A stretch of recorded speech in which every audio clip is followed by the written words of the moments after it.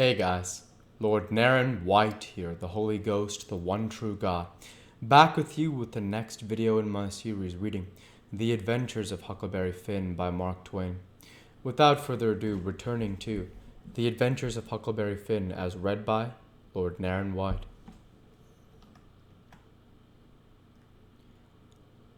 Yes, you know that one-legged black that belongs to old Mr. Bradish? Well, he sawed up a bank and say anybody that put in $1 would get $4 more at the end of the year. Well, all the blacks went in, but they didn't have much. I was the only one that had much. So I stuck out for more than $4 and said if I didn't get it, I'd start a bank myself. Well, of course, that black wanted to keep me out of the business because he says they weren't business rough for two banks. So he said I could put in my $5, and he paid me $35 at the end of the year. So I done it. Then I reckoned I'd invest the $35 right off and keep things a-moving. There was a black named Bob that had catched a wood flat, and his master didn't know it, and I bought it off of him and told him to take the $35 when the end of the year come. But somebody stole the wood flat that night, and the next day, the one-legged black say the bank's busted. So none of us get no money. What'd you do with your 2 cents, Jim? Well, I was gonna spend it, but I had a dream, and the dream told me to give it to a black named Balaam. Balaam's ass, they call him, for he's short. He's one of them chuckleheads, you know. But he's lucky, they say, and see, I weren't lucky. The dream say let Balaam invest the 10 cents, and he'd make a raise for me. Well, Balaam, he took the money, and when he was in church, he heard the preacher say that whoever give to the Poland to the Lord, and about to get his money back 100 times. So Balaam, he took and gave the 10 cents to the poor, and laid to see what was going to come of it. Well, what did come of it, Jim? Nothing. Never come of it. I couldn't manage to collect that money, no way. And Balaam, he couldn't. I ain't going to lend no more money. Doubt I see the security. Bound to get your money back 100 times, the preacher says. If I could get 10 cents back, I'd call it squaw and be glad of the chance.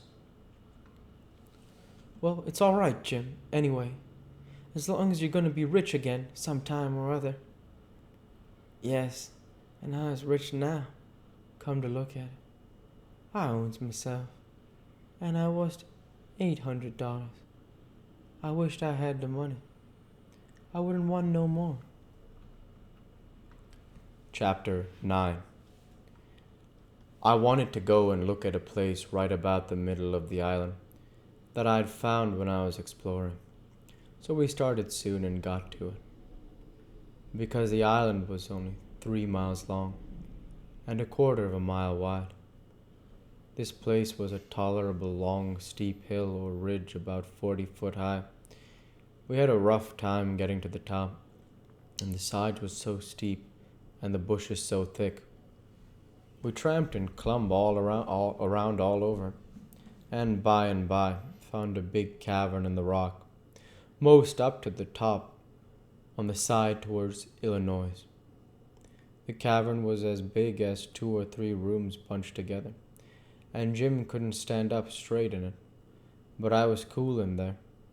Jim was putting for our traps in there right away, but I said we didn't want to be climbing up and down there all the time. Jim said if we had the canoe hid in a good place and had all the traps in the cavern, we could rush there if anybody was to come to the island, and they would never find us without dogs.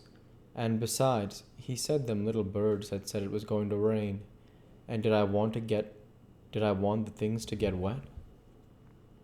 So we went back and got the canoe and paddled up abreast the cavern and lugged all the traps there. Then we hunted a place close by to hide the canoe in, amongst the thick willows. We took some fish off of the lines and set them again, and begun to get ready for dinner. The door of the cavern was big enough to roll a hogshead in, and on one side of the door the floor stuck out a little bit, and was flat and a good place to build a fire on. So we built it there and cooked dinner.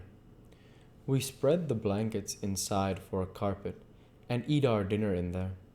We put all the other things handy at the back of the cavern. Pretty soon it darkened up, and began to thunder and lighten, so the birds was right about it. Directly it begun to rain, and it rained like all furry too, and I never see the wind blow so. It was one of these regular summer storms.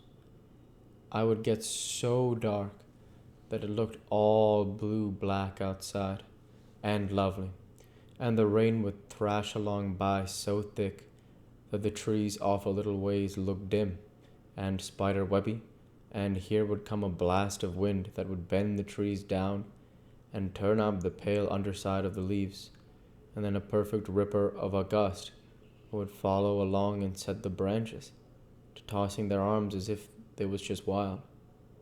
And next, when it was just about the bluest and blackest, it was as bright as glory, and you'd have a little glimpse of treetops a-plunging about away off yonder in the storm, hundreds of yards further than you could see before, dark as sin again in a second. And now you'd hear the thunder let go with an awful crash, and then go rumbling, grumbling, tumbling down the sky towards the underside of the world, like rolling empty barrels downstairs, where it's long stairs and they bounce a good deal, you know. Jim, this is nice, I says. I wouldn't want to be nowhere else but here. Pass me another hunk of fish and some hot cornbread. Well, you wouldn't have been if it hadn't been for Jim. You'd have been down in the woods without any dinner and getting most drowned too. That you would, honey. Chickens knows when it's going to rain, and so do the birds. Chilly. The river went on raising and raising for 10 or 12 days, till at last it was over the banks. The water was 3 or 4 feet deep on the island, in the low places and on the Illinois bottom. On that side it was a good many miles wide, but on the Missouri side it was the same old distance now, a half a mile, because the Missouri shore was just a wall of high bluffs. In daytimes we paddled all over the island in the canoe. It was mighty cool and shady in the deep woods, even if the sun was blazing outside. We went winding in and out amongst the trees, and sometimes the vines hung so thick we had to back away and go some other way. Well, on every old broken-down tree you could see rabbits and snakes and such things, and when the island had been overflowed a day or two, they got so tame, on account of being hungry, that you could paddle right up and put your hand on them if you wanted to. But not the snakes and turtles, they would slide off in the water. The ridge our cavern was in was full of them. We could have had pets enough if we'd wanted them. One night we catched a little section of a lumber raft, nice pine planks. It was 12 foot wide and about 15 or 16 foot long, and the top stood above water 6 or 7 inches, a solid, level floor. We could see logs go by in the daylight sometimes, but we let them go. We didn't show ourselves in daylight. Another night when we was up at the head of the island, just before daylight, here comes a frame house down, on the west side. She was a 2-story and tilted over considerable. We paddled out and got aboard, climbed in an upstairs window, but it was too dark to see yet, so we made the canoe fast and set her in wait for daylight. The light began to come before we got to the foot of the island, and we looked in at the window. We could make out a bed and a table and 2 old chairs, and lots of things around about on the floor, and there was clothes hanging against the wall. There was something laying on the floor in the far corner that looked like a man, So Jim says. And we'll go ahead and stop there for this week. As usual, I want to say thank you for watching, and I hope you enjoyed. Please like, comment, and subscribe, as it greatly helps the channel. Light be with you all. Take care, and thanks again.